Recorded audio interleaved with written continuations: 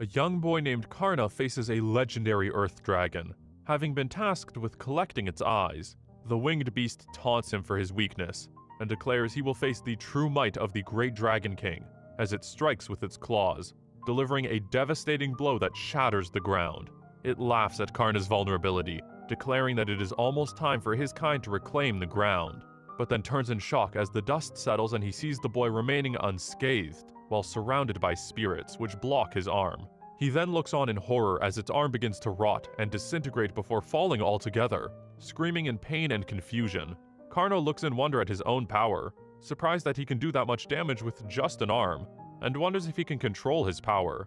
He then extends his arm towards the dragon, unleashing the wind of the rotten hall at full strength. The creature screams as the magic envelops him and begins to decompose its entire body, causing it to shatter and collapse into a pile on the ground.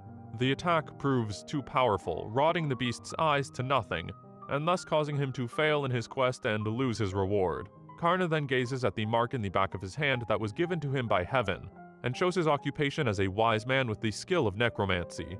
Though initially happy about having a strong occupation, he laments that the magic output is so strong that it melts quest materials, noting that it is too easy when the power is suppressed, but he has a hard time adjusting it in order to face a monster with a high reward without wonders if he should take an easy low-reward quest such as goblins or slime extermination. But he soon realizes that with such low-paying quests, he can't send any money to his grandparents. He then searches the dragon's remains for something useful, while recalling how he was supposed to have been hired by a hero's party, and wondering how he came to his current situation. In a flashback a month prior to the battle, Karna turns 13 years old, and his grandfather praises him for receiving the title of sage, while his grandmother happily notes that such a powerful kid won't fit in their small village. Happy, the boy hopes to become a sage, and earn a lot of money to make his grandparents rich. They tell him not to worry about that, since they are already old and that they are happy as long as he is, but his resolve remains adamant.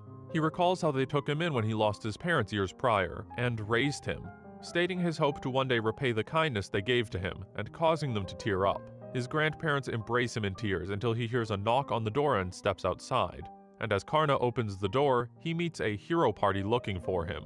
In that world, one is recognized as an adult at the age of 13, and receives an engraving through a ceremony of enlightenment that reveals their profession and skill, with those of similar traits forming groups to fully utilize their power. Those who received a mark such as Holy Knights, Battlemaster, Sage, or such were called Golden Holders, being registered into the guild system. Being an adventurer allows one to partake in quests for money, or be recruited by a group of legendary heroes with the mission of defeating the Demon Kings. The leader of the party reads his registration information aloud, believing his skills will come in handy facing high-ranking demons. He tries to refuse, stating he doesn't believe it will work, and fears fighting against the Demon King, but immediately changes his mind as the hero reassures him and promises he will earn huge sums of money. Bidding farewell to his grandparents, he got the chance to travel with the hero's party as a member. They soon faced a formidable ogre, asking Karna to demonstrate his power. The boy uses Death Bullet, pummeling the creature to death with spirits, and shocking the party. Later, as they are outnumbered and surrounded by monsters, Karna suggests summoning their own allies, and bids several zombies to rise and fight the monsters. And as a creature strikes at the hero, Karna launches sludge bullets at it, which causes its flesh to melt. Karna manipulated his grandfather, earthbound, and wildlife spirits to achieve victory, and thought everything was going smoothly, but the shocked hero asks him politely to leave their party.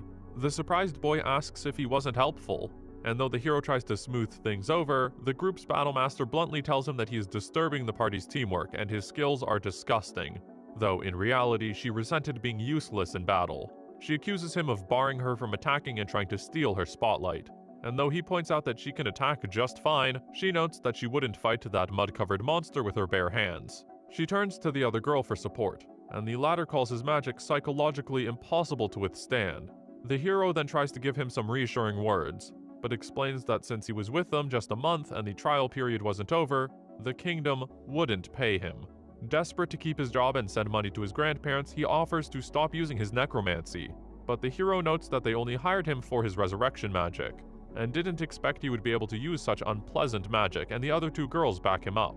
Karna quickly gauges the situation and realizes that the Battlemaster wants to kick him out because she fears becoming useless. The Holy Knight supports her because his magic is unpleasant and she might be worried about his resuscitation magic, while the hero just wants to keep the beautiful girls around. Finding there is nothing else he can do, he bows and thanks them for everything and turns to leave. The hero reaches him and apologizes for everything, handing him a small purse with 500 gold. He then bids his farewell, stating that they will remain friends, before leaving with the party.